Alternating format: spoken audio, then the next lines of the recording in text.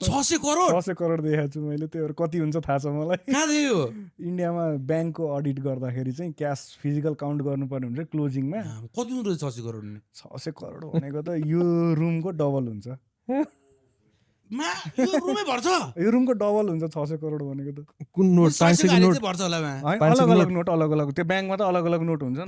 त्यही भएर चाहिँ यत्रो यत्रो बन्डल हुन्छ कि यत्रो यत्रो यत्रै यसरी ट्याक ट्याक ट्याक गरेर कतिवटाको बन्डल भनेको पोका पोका भनेको रेक्टेङ्गल टाइपको स्क्वायर टाइपको 600 तर केही लाग्दैन रहेछ। सुरु हामीलाई के किन लागेको थियो होइन गएको त्यहाँ त कागज जस्तो ट्रिट गर्दो रहेछ। ताल हेऱ्यो भने भुइँमा फालेछ पैसा, यहाँ फाले त्यहाँ फाले त्यो जे उ गरेर रबड सबड लगाएर त्यो एउटा बन्डल हरायो भने थाहा हुन्छ।